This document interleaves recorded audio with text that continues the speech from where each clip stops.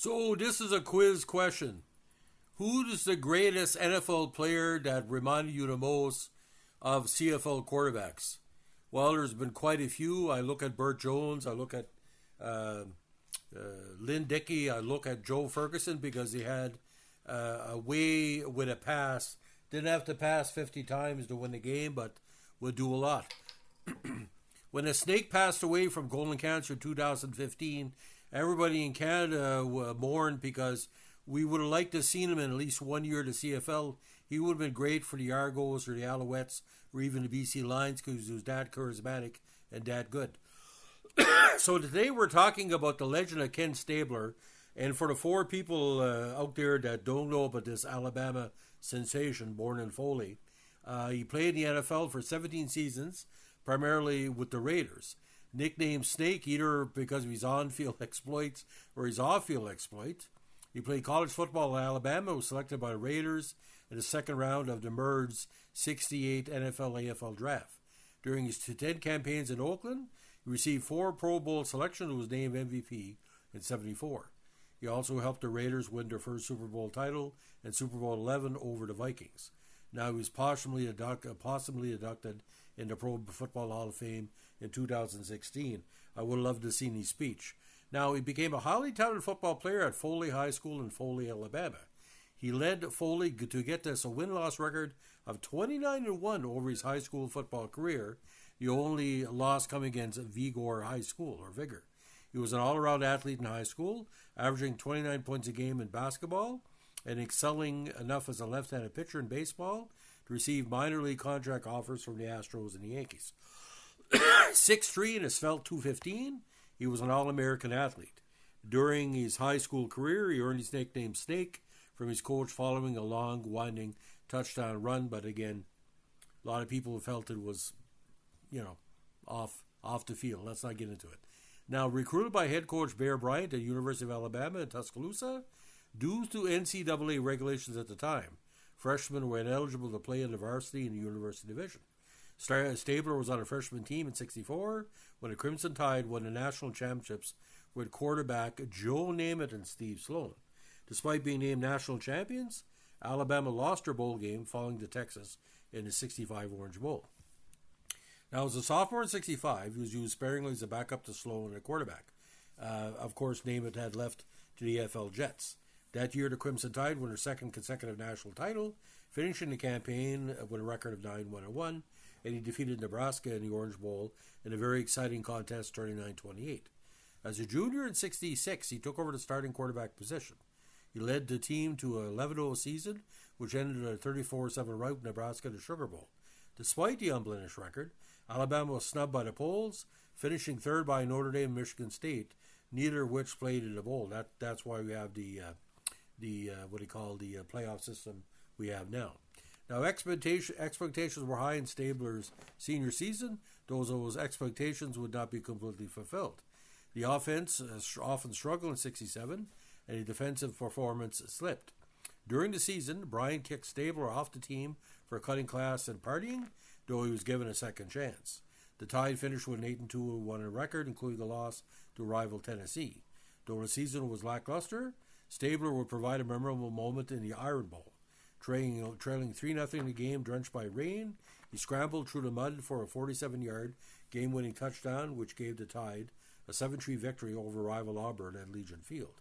The play is commonly referred to as the run in the mud in Alabama football lore, and this will lead to his career goals to the post and the sea of hands and all the great Stabler and Raider games.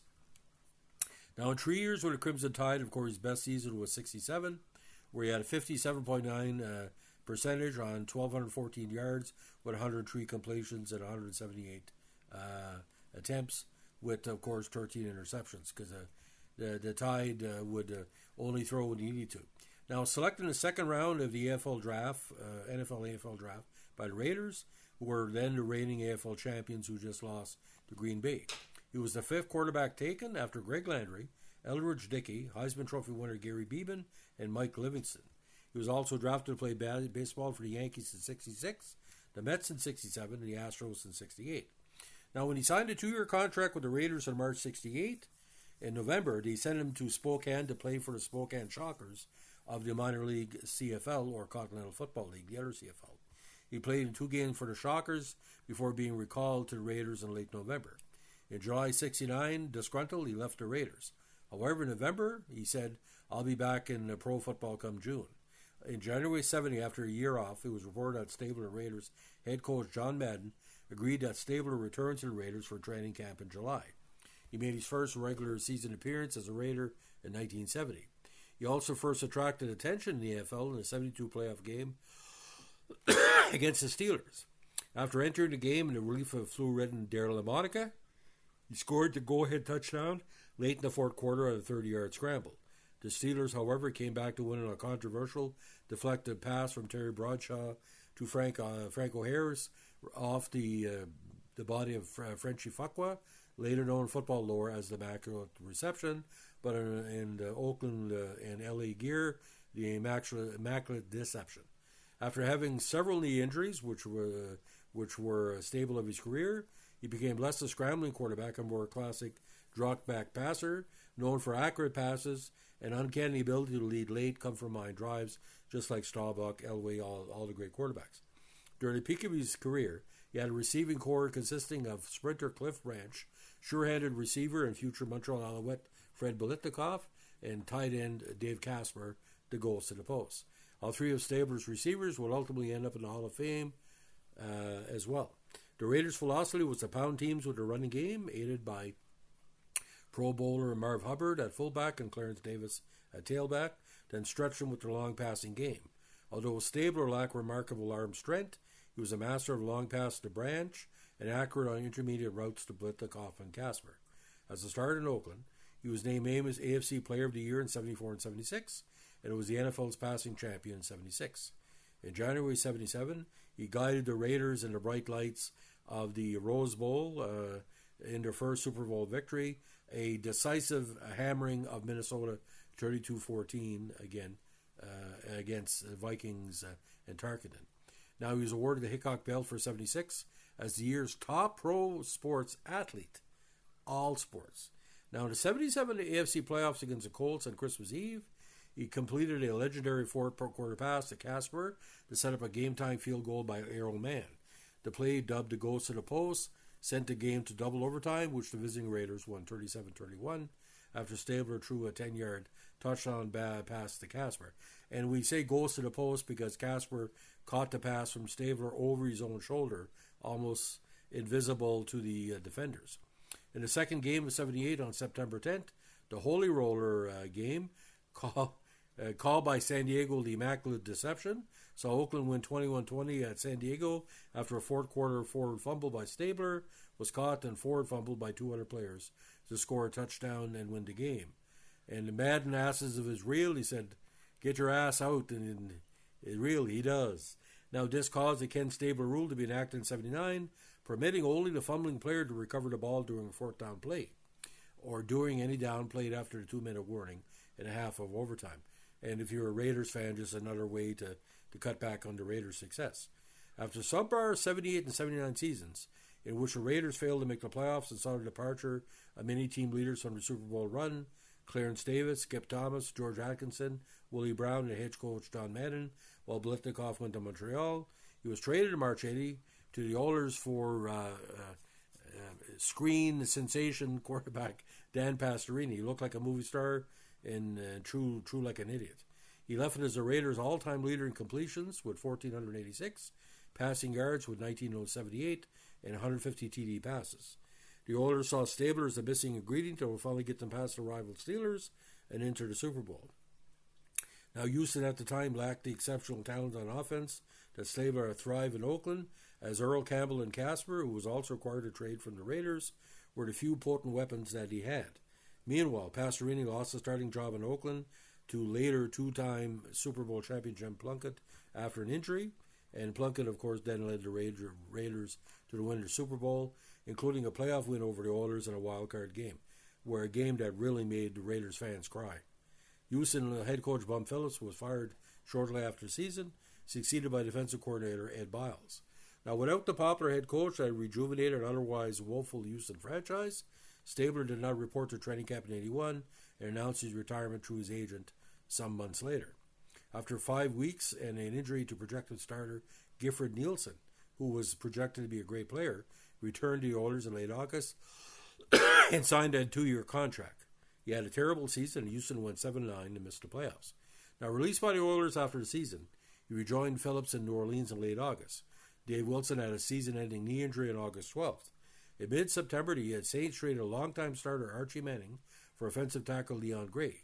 By this time, however, the 37-year-old Stabler was past his prime, and the Saints were still a fairly dismal franchise. The first year was interrupted by a 2-month player strike. New Orleans went 4-5 and narrowly missed the expanded playoffs. The 83 season was his best in the Saint. He started 14 games, and while the team's record in those games were only 7-7, Stabler was the starter for the final game of the season in New Orleans against divisional rival LA. Had the Saints won that game, they would have finished 9-7 and reached the first trip to the playoffs. But the Rams pulled out the victory late in the fourth, 26-24. The Saints then acquired former Jet veteran Richard Todd, who, like Stabler, played for Bryant at Alabama before the 84 season, and Stabler retired in the middle of that campaign in late October. Now, he was the fastest to win 100 games as starting QB, having done so in just 150 games, which bettered Johnny Unitas' previous mark of 153. Since then, only Terry Bradshaw in 147 games, Montana in 139, and Tom Brady in 131 games have reached 100 wins more quickly. Stabler was also the first NFL quarterback to retire at least 200 passing yards per game in the playoffs and a minimum of 10 playoff appearances. Now, in the early part of 74, Stabler and several NFL stars agreed to join the newly created World Football League. He signed a contract to play for the Birmingham Americans. I'm as happy as can be. Getting with a super organization and the financial benefits were key factors, but his biggest thing is me getting back home. If I can do for the WFL what Joe Namath did for the AFL, I will feel that I've really accomplished something. I was born in the South and raised in the South and played football there. Unfortunately, the WFL folded midway through the 75 season, and Stabler remained in the NFL whatever playing in the WFL. Now, Stabler was named the 27th greatest quarterback of the post-merger era by Football Nation. I would give him top 20 for sure, because he's a money quarterback. Now, the Professional Football Researchers Association named Stabler to the PFRA Hall of Very Good class in 2014, but it got in the next year. Now, at the 2016 NFL Honors, it was announced that Stabler had been selected for the Pro Football Hall of Fame. He was officially inducted on August 6, 2016. So let's look at the records, ladies and gentlemen. This is amazing. From 1973, to 1980, 8-2-1, 11-2, 10-3, 11-1, 10-3, 9-7, 9-7, 11-5. And in those campaigns, his passing rating was between mostly in the 80s into the hundreds. And he even took time in the 73 season to run for 101 yards, if you can believe that. But his career in New Orleans was terrible. He only went 11-11, and Houston, again, only 16-12. Now, his 5 consecutive appearances in conference championships from 73 to 77 remained a record for NFL quarterbacks for almost 40 years until Stabler's record was surpassed by Brady in 2016. Following his retirement as a player, he worked as a color commentator, first on CBS NFL 2 telecast, and then on radio with Eli Gold for Alabama football games. He left before Alabama's 2008 season as replaced by Phil Savage. Now, a big charitable fundraiser. He served as the chairman for the Stabler Foundation, a nonprofit mission to raise funds and build awareness and hope for a variety of charitable causes. Stabler celebrity golf tournaments in Point Clear, Alabama, raised nearly $600,000 for a charitable partner at the Ronald McDonald House in Mobile, which serves families of seriously ill and injured children receive medical treatment at local hospitals. Now, this is pretty well confirmed recently. Pro wrestler Jake the Snake Roberts adopted his nickname The Snake as a tribute to Stabler. Now, been featured on numerous video games through the years. Married 3 times to Isabel from 68 to 73, Debbie from 75 to 78, and Rose Birch from 84 to 09. Now, he had 3 daughters, Kendra Stabler Moyes, Alexa Stabler Adams, and Marissa Lee Stabler. In 2017, Alexa was certified by the NFLPA as a sports agent. Now, renowned for being cool and cerebral on the field, he was equally legendary for his off-field exploits. He wrote in his 86 autobiography, Snake. If you can pick it up, it's a great book, by the way. The monotony of training camp was so oppressive that without diversions of whiskey and women, those of us who were wired for activity and no more than 6 hours sleep a night might have gone berserk. Stabler told stories of drunk Raiders teammates pointing guns at him and bailing out a teammate from jail who was wearing nothing but blue Cabo boots and a Super Bowl ring. I wonder who that can be. We were only the pro team who traveled with his own bail as bondsman, he said. Unfortunately, he was diagnosed with colon cancer in February 2015, and it killed him just a few months later at the age of 69. What a life as a fuck-up. Only Stabler only had 69 years on this planet. I mean, we loved him. As journalists, we loved him like a beautifully written story. Now, in February 2016, the New York Times reported that researchers at Boston University discovered high-stage 3 chronic traumatic encephalopathy in Stabler's brain after his death. He's one of at least 345 NFL players to be diagnosed after death with CTE, which is caused by repeated hits to the head. He was buried at Pine Rest Cemetery in Foley, Alabama. How many times he suffered a concussion, I can't even count that high. But what an era that was, ladies and gentlemen. Terry Bradshaw, Roger Staubach, Fran Tarkenton, Ken Stabler, Joe Ferguson, Burt Jones, Roman Gabriel, Daryl LaMonica, George Blanda, Joe Namath, Jim Plunkett. What an era that was. And the reason I'm doing this podcast tonight, I was watching, the NFL Network and NFL games in recent days. I really miss Kenny. When October would hit in New Brunswick back in the day, Ken Stabler was on where it's going to either be the AF, with the Raiders or the Oilers. And, I miss him an awful lot. And see, every Dallas fan is a Raiders fan because what Stabler did with the Raiders is kind of what we did with the Cowboys. Although the Raiders were more criminals on the field than anything else. I'm looking at you, Jack Tatum. It's amazing. If the Dallas Cowboys didn't exist, I'd be a Raiders fan. In a lot of ways, 20% of me is a Raiders fan. Because when Jim Plunkett finally won that Super Bowl, and when the Patriots won the Super Bowl, I used this line. Well, I said, I don't care much for your fucking team. You're the squad that ran Jim Plunkett at a time out of town. And the guy asked me, who's Jim Plunkett? And that's the year the Patriots won the Super Bowl. Ken Stabler, he should have played in the CFL with Biletnikoff. Can you imagine my joy to see Stabler and Biletnikoff in Montreal? It came close from what I heard. Because if you jumped to the WFL, show him a shitload of money, he would have came to the CFL to play. The whole league should have paid his salary. So, ladies and gentlemen, that's my view of Ken Stabler, who I consider the top 20 NFL quarterback of all time.